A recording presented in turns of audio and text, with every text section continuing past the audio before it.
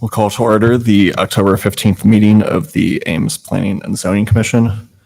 The Planning and Zoning Commission is an independent advisory body of the City of Ames City Council. The Planning and Zoning Commission members are volunteers of the community and not part of the city administration. The Planning and Zoning Commission is supported by staff from the city's planning division. The commission is responsible for recommendations on matters involving subdivisions, annexations, master plans, and major site development plans, amendments to the zoning ordinance, and comprehensive plan amendments. We make our recommendations based on city codes, the facts presented, and input from the public. As an advisory commission, we welcome all comments regarding the proposed item. Please direct your input to the commission.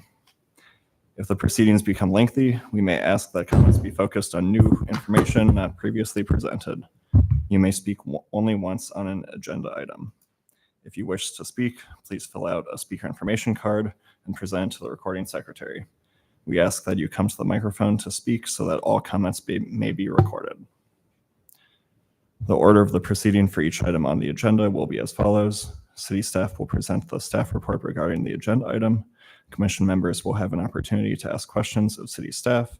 The applicant will be invited to make a statement regarding the request. Commission members will have an opportunity to ask questions of the applicant. Members of the audience will be invited to come forward to offer comments and questions. Once public comment is closed, city staff and the applicant will have an opportunity for concluding remarks. The commission will discuss the application based on all presentations and any comments given and come to a recommendation for city council. The discussion may include further questions of city staff and the applicant for clarification. With that, we will move into the first item on the agenda, the introduction of commission members. Julie Winter. Cheryl Moss. Mike Clayton. Matthew Voss. Mike LaPetra. All right, next, approval of the agenda. Do we have a motion to approve the agenda? I'll make the motion. Second. All those in favor say aye. Aye. All those opposed? Agenda approved. Next up, approval of the minutes of the meeting of October 1st, 2025. Do we have a motion? I move that they be approved. Second. We have a motion and a second. All those in favor say aye. Aye. All those opposed? Minutes approved. Next up, we have the public forum, which is an opportunity for anyone from the public to speak on items that are not on the agenda. Do we have anyone to speak? Seeing none, we will close the public forum and we will move to item 6 on the agenda, 3200 University Boulevard, Discovery Place Planned Unit Development. Item A, Major Site Development Plan. Good evening. So tonight we're reviewing this 3200 University Boulevard property, which is part of a PUD that was approved last year that included a smaller parcel to the south. When the PUD was established, City Council determined that because of the context of the site and how it's situated adjacent to the county park, a PUD was the most appropriate way to look at how to develop residential uses there. The intent in a PUD is to support diverse and flexible housing options, but at the same time to look at context-sensitive design and to have a heightened level of review. So typically apartment projects don't come through review. In this case, the PUD does bring you an apartment project for your review and consideration tonight through the PUD site plan standards. We're not doing a rezoning. The site has been allowed to be residential, medium density residential. It has a cap of 74 units on it. And we're looking at the layout of those 74 units on the property to approve a site plan. Now, the second item is a plat. So it establishes lot lines that we'll go through for how the individual buildings are separated out on the site. But the fundamental aspects of the PUD are really about the site plan review. And that's what we're probably going to spend most of our time on tonight. So as I said, the site is a PUD with 2 parcels. That south parcel is under construction now. There's some apartments approved there. There's a shared driveway off of the roundabout. But other than that, there is not really a relationship between the 2 PUDs. The flagpole kind of nature of the site really separates it from that other project as it moves to the east. I'm going to go to the layout now to kind of talk through what we're looking at. So this is probably the best sheet that we have that shows you building footprints and the kind of layout of the site. So you can see the other PUD to the south on the bottom of the page. Again, we don't have much of a relationship there with that project. The design of the site is two types of buildings, or two building products anyways. There's a bi-attached or duplex units that are proposed along the drive there on the flagstem portion of the site. And then as the wider part of the lot, we have two different types of apartment buildings, 18-unit apartment buildings and 12-unit apartment buildings. The other yellow shapes that you see there are the garages. So the developer has, I believe, created at least one covered parking space per unit. We do not require covered spaces. It's essentially an amenity of add-on to the project to provide covered parking rather than just surface parking.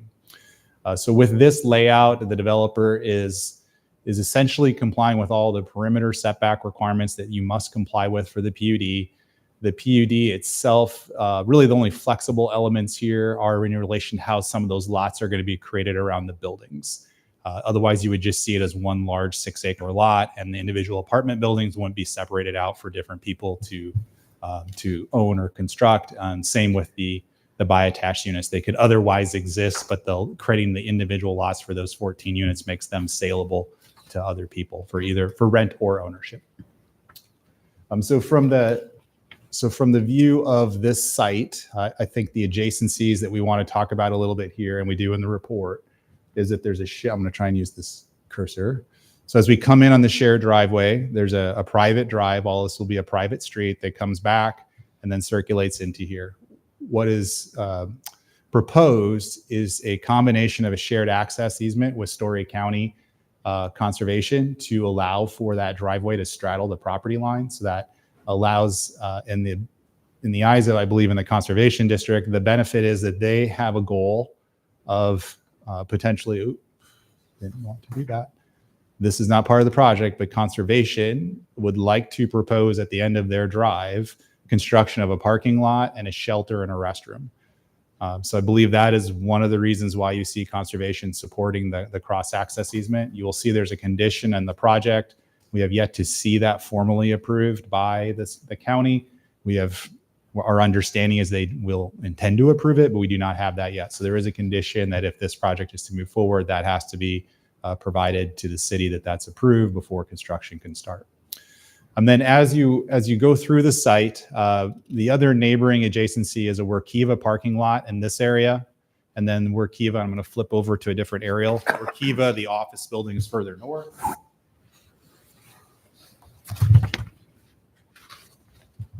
So this is kind of an angled bird's eye view back down to the site. So the site that we're looking at is, I don't have cursor now. This is complicated across multiple devices. So you can see the Workiva parking lot to the north of that black soil area, Workiva office building. And then there's another vacant industrial lot to the north of the site across that stream. That's really the edge of a lot that's owned by Workiva, where there's a parking lot further to the north on South Loop Drive. So essentially the neighbor to this site is parking for the most part to the north, and then the Workiva office building to the northwest, and then you have the park. So the park itself borders the property. The park was created at the time the research park started this phase of development. So we discussed this a little bit with the PUD originally. The land was originally set aside for stormwater management. It became an enhanced amenity through the partnership with Story County to create this as a county park and not just be a research park stormwater facility. And it's really an amenity for the south area. And in this picture, the reason I wanted to use this, it really kind of shows you some of the amenities that are in the park and helps you maybe get a good understanding of the relationship of this site to the park. For the most part, the site is relatively flat. To the north, it does slope down to that stream. There is a floodplain to the north and a stormwater protection easement to the north. So you'll see an open area. I think it's at least 50, maybe it's 75 feet on that north property line where there's no buildings. And then where you start to see trees on the edge of that dark soil area, that's where the property line for the park begins. And you can see the grassed trails, you can see the paved trails, and you can start to see some of those little amenity spaces and areas that you can sit off on the path with different areas looking back to the west and to the north.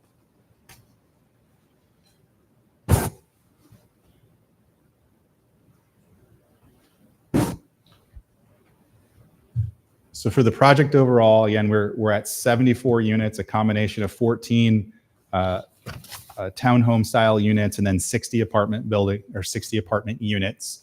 One of the things that we see here is the apartment buildings are 3-story units. The townhomes are also 3-story buildings. Those elevations are included in the packet here.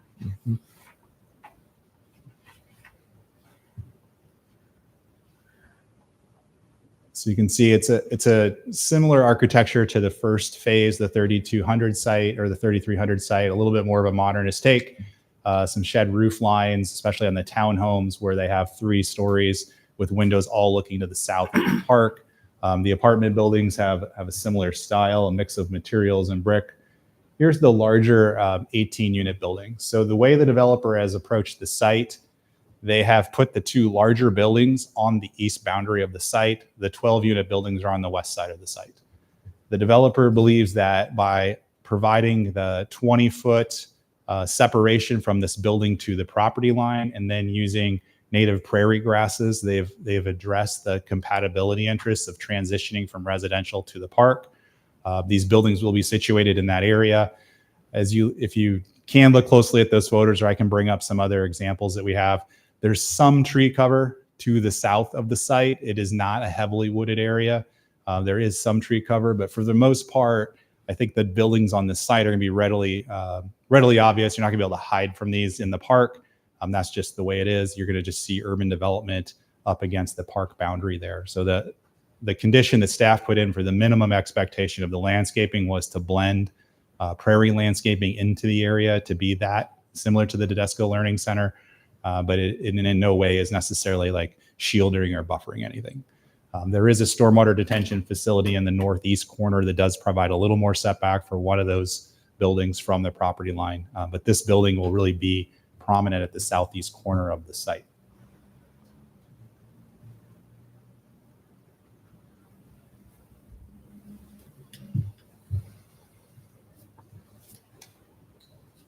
So overall, as the PUD, we do have some conditions. There's some features in relation to the PUD criteria that we believe still have to be addressed. Once you exceed 50 dwelling units, the PUD does ask for a specific amenity to be included as an open space feature for the site. At this point on this plan, there's not a particular usable open space feature. Staff has provided some options to the developer. We were really focused on them looking at taking this triangle area here, possibly reducing or removing one of those lanes to widen out that open space area and make that a gathering space as a central feature of the project. Unfortunately, because of the slope, it does not appear that something could be done on the north side of this lot. Well, even though there's a lot of open space there, it's not really usable space because of the slope and the stormwater easement and the floodplain that's in that area. So the applicant has that information. And they'll have to provide that response or resubmittal to staff prior to going to council so that a final plan could be approved by city council. And then the second condition we have is as we do parking lots, we do have a lot of parking lot tree landscaping requirements. The intent is to break up parking lots to provide shading, mitigate heat island effect, and just kind of mitigate the aesthetics. With the garages proposed in the PUD, our standards are really built around surface parking lots. So there's a lot of detail that goes into how to space trees when you have a lot of structure. So the 1-story garages influence how tree plantings will go. And so the applicant's been given that information too. So we believe we'll get to resolution on the tree plantings. We believe the right number is present in the plan, but the spacing and location requirements are still to be updated. So there are those 2 conditions for our recommendation to move forward. With that, I think I've covered the highlights of it. I'll be happy to answer any questions. Any questions for city staff? I guess I had just one clarification. I see on page 3 of the staff report, kind of midway down, that there's a minimum of 20 feet of prairie planting materials between the eastern apartment building and the park.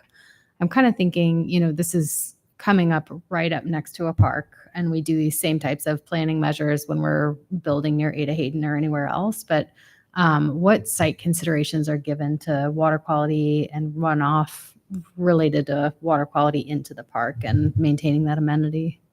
I'll let the applicant's engineers Okay. here. He can talk in more detail, but as I understand the stormwater management plan, all of the water except for some minor amounts of sheet flow into the park are really directed to this stormwater treatment basin up here Okay. before it is released off the site. So it is subject to our standard 5B quantitative and qualitative stormwater management Okay. practices, but it is focused on primarily in that one basin there to control it. And I know the engineer can speak to that in more detail. Okay. Thank you. And is it the prairie planting throughout the buffer of the site or just on the east? I think it's at the eastern apartment buildings in the park. So we focused, and the case planner got sick today, so I'm not going to know the depth of all of the landscaping plan Okay, details sorry to that dig Benjamin too would have much. gotten for you that I don't know. But what we focused on was this area here on the east side as that transition to the park. Okay. There is no area for buffer on this side. It is county property where that is. Right. Went back and forth on how normally street trees would be required there. There are none proposed at this time on the south side of the drive. They're Because all it's placed on county the trees. north side. Okay. It could go either way for the tree requirement. So for your question, I think it's really just focused on the east side. The other areas don't necessarily have a blending or transition need into a prairie environment. Okay. Thank you.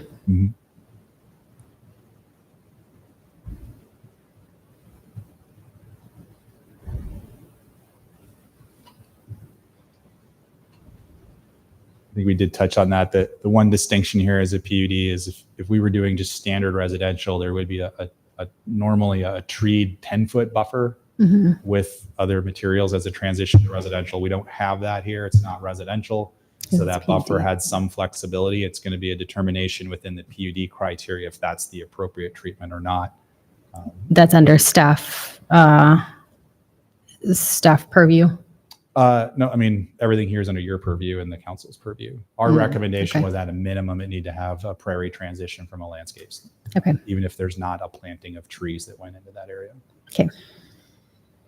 If there have issues with enough room to put in the prairie transition area, would it be allowable for them to, with agreement with the county conservation board, to go over onto the conservation property and continue that transition area over into the Yeah, I mean, the county area. can plant whatever they want within the park. Mhm. The applicant can't transplant their obligations over onto to the the other. county Okay, property. that's where I was Yeah, headed. they can't do that. They can't transfer the requirements of the site to the county property. And honestly, that really wouldn't, the way that land lays, if you've been out there, it kind of comes down into that little stream. It's not really an area where you're going to do a whole lot other than what's already there. Okay. I do have a site. I have some site pictures if you want to see some views of the park back to the site, but that's up to you if you want to see that.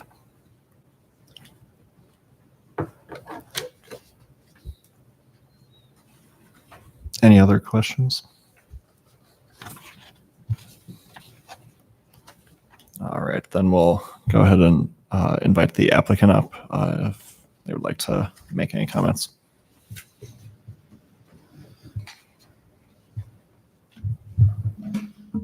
Good evening, commission members. Jason Ledden with Snyder and Associates. Our address is 2727 Southwest Snyder Boulevard in Ankeny, and I'm here on behalf of HCS, who is the applicant.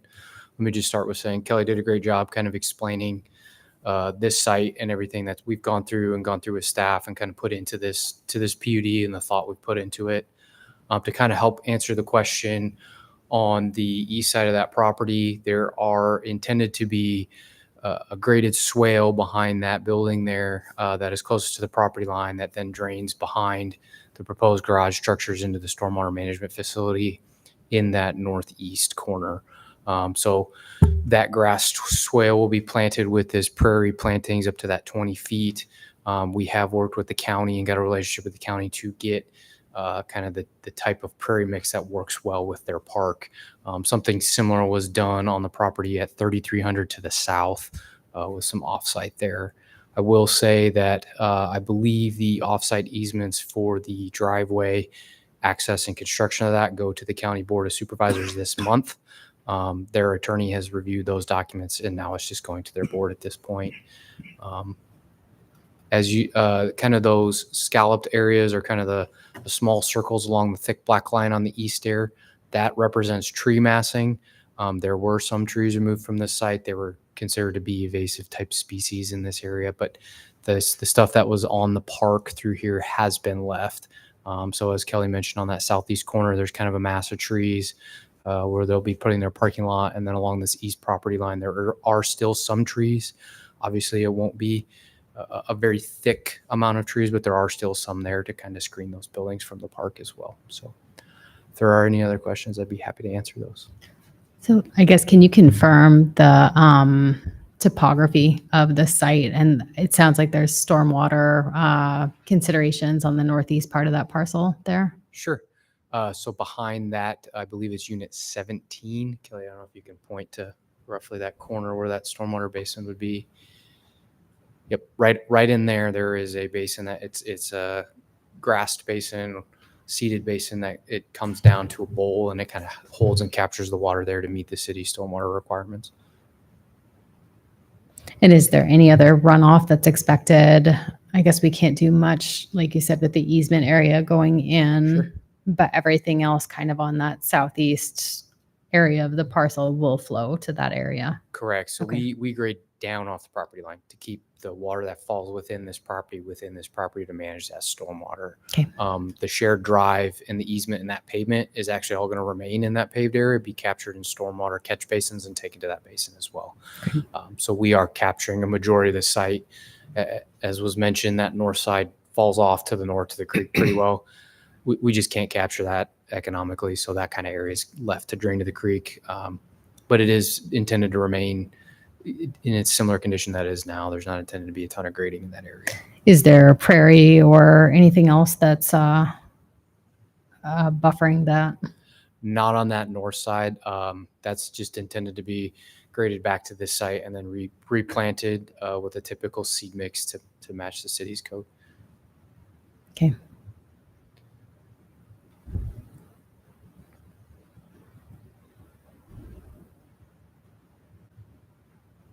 Any other questions for the applicant?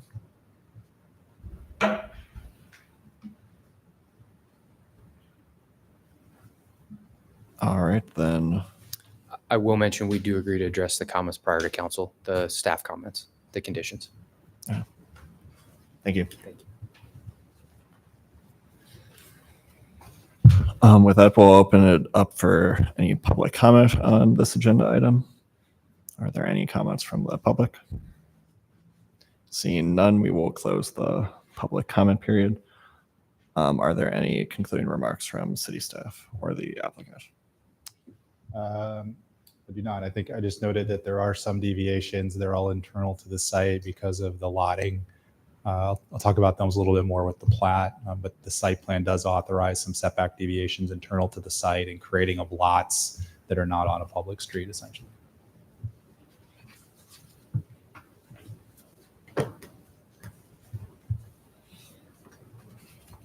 Any other questions or discussion for the commission?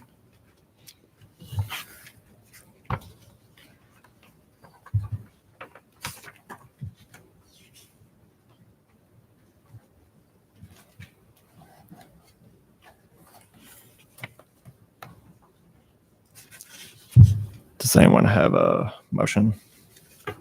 I'll move approval of alternative one, that the Planning and Zoning Commission recommends that the city council approve the request for approval of a major site development plan for 3200 University Boulevard with parent A, including required amenity details prior to city council approval, and parent B, including updated parking and tree landscaping plan details prior to city council approval.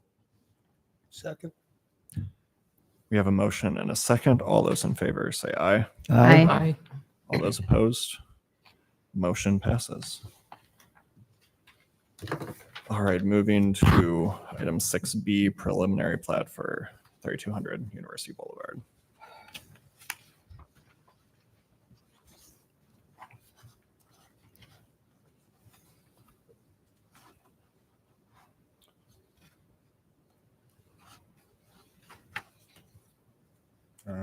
So we're on the same site. No, you're familiar with it.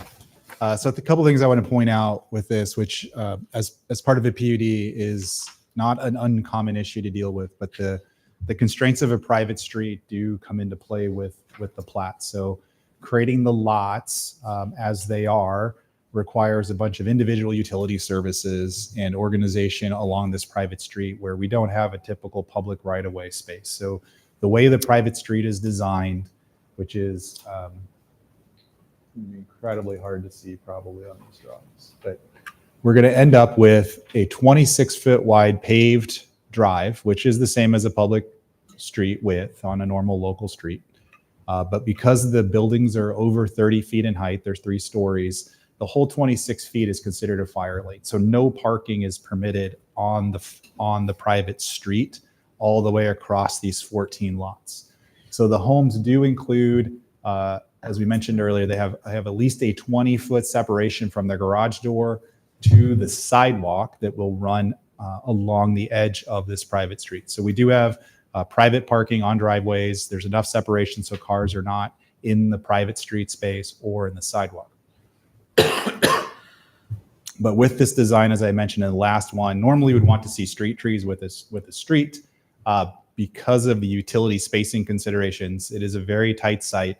There is limited space between the units and the sidewalk and the utilities between electric, water, and sewer. So there are some amount of street trees, but there were none that were proposed or required by staff on the south side to kind of address that street tree planning requirement.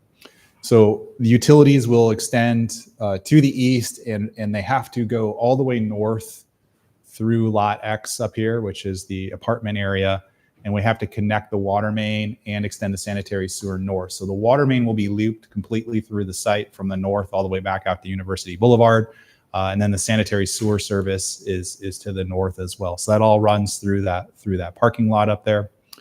The other kind of unique element of this plat, which is what the PUD is allowing for, is that each apartment building is its own lot.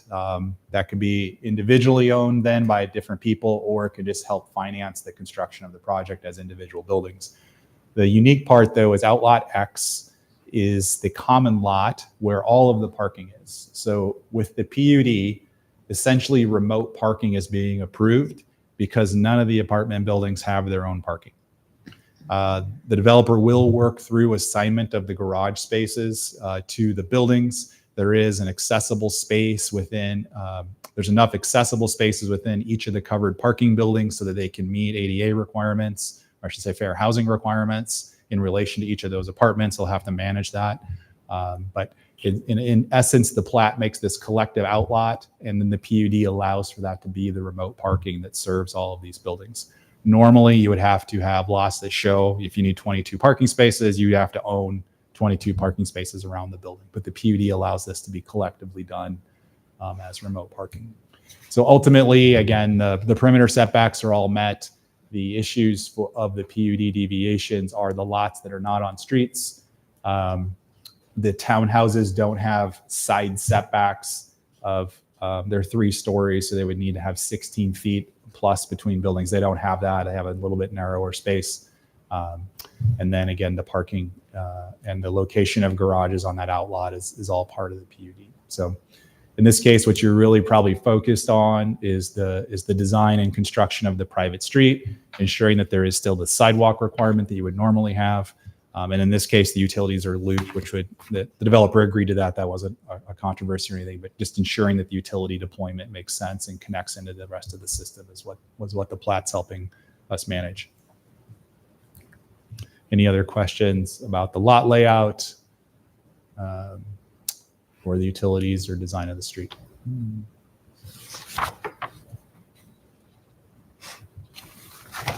I guess we didn't include, you asked about the grading. I don't think we included a sheet with the topo lines. I think it was a little busy, so we didn't put that in here. So we don't really show the basin.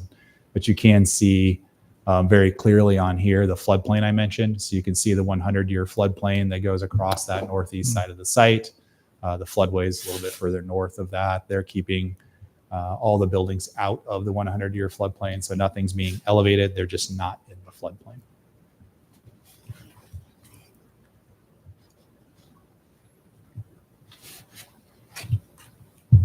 Any questions for Kelly?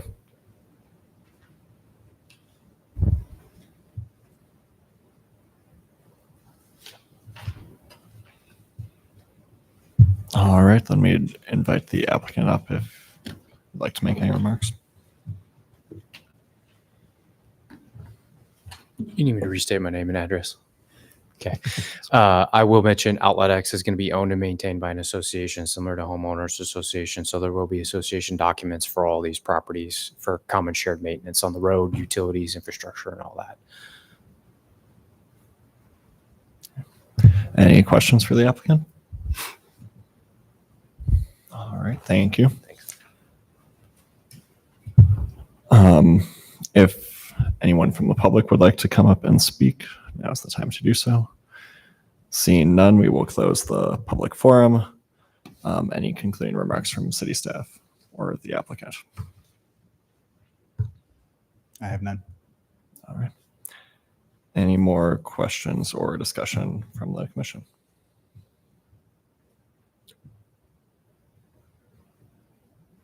All right, does anyone have a motion?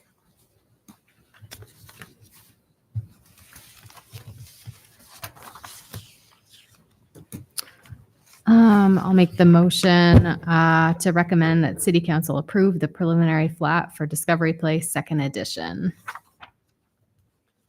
Do we have a second? Second.